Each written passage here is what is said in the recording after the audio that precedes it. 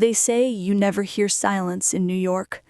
Even in prison, the city hums somewhere beyond the concrete. The trains, the horns, the pulse that never dies. But here in Rikers Island, the silence feels different. It's heavy. It waits for you to think too long. My name is Danielle Reed, and I'm serving 8 years for manslaughter. I never thought I'd say those words. 8 years for a single moment I can't take back. Before all this, I was a paramedic. 12-hour shifts, sirens, and chaos were my daily rhythm. I used to joke that the city bled and I was there to bandage it. I loved my job.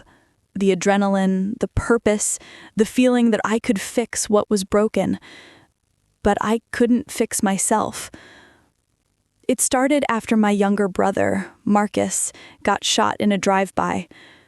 Wrong place, wrong time. The cops said they'd do their best, but months passed and nothing happened. The guy responsible, a small-time dealer named Trey Wallace, walked free, protected by silence and fear. That's when the anger began to live inside me. I tried to bury it in work. I'd patch up gunshot wounds during the night and come home to a bottle of whiskey by dawn. Every time the news showed another shooting, another wasted life, I'd see Marcus's face. Eventually, I stopped sleeping. Then one night, everything snapped. It was late February, cold enough that the city felt hollow. I was driving home after a double shift when I saw him, Trey Wallace, standing outside a deli in Harlem, laughing, alive. My hands gripped the steering wheel so hard they ached. I should have kept driving. I should have called someone, but rage makes you think you're owed something. Justice, closure, revenge, anything. I pulled over, got out, and confronted him. I remember shouting his name. He turned, smirking, like I was nothing more than noise in the street. Words flew. I don't even remember what we said. Then he pushed me, and I fell.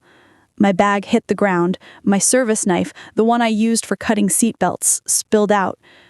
Before I could think, I grabbed it. A blink later, he was bleeding. The world went silent. The city that never sleeps stopped breathing. I called 911. Habit, instinct, guilt, I don't know. I tried to stop the bleeding, pressing my hands over the wound, but it was too deep. The paramedics who arrived were my coworkers. I'll never forget their faces when they realized it was me holding the knife. The trial was fast. The cameras, the tabloids, they called me the killer medic. Said I took the law into my own hands. The prosecutor said I was a danger masked as a healer. The judge said what I did wasn't justice. It was vengeance. He was right. Now it's been 5 years. I work in the infirmary here at Rikers. Some days I patch up cuts from fights.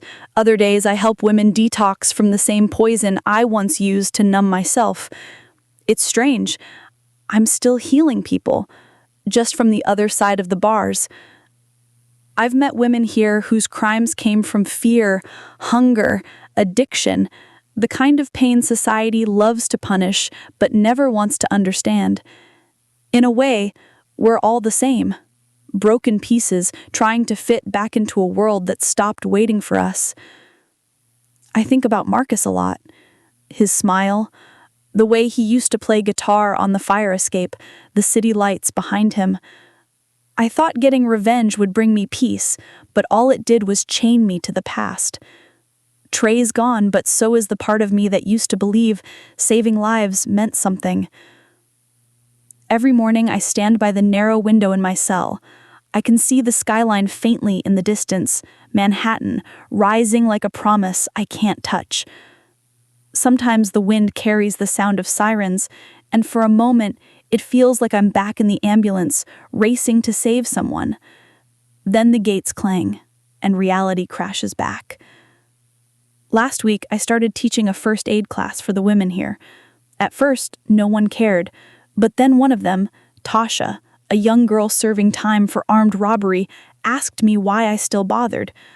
I told her, because saving someone else might be the only way to save what's left of me. Maybe that's my sentence. Not the years, but the knowing. Knowing what it means to lose control, to destroy what you love, and to spend the rest of your life learning how to breathe again. When I get out, I don't know if I'll ever work as a medic again. I doubt anyone would hire the killer medic. But I do know this. I want to start something small. Maybe a program that helps women leaving prison learn first aid, a way to turn pain into purpose. The other night, I dreamed of Marcus for the first time in years. He was standing by that same fire escape, guitar in hand.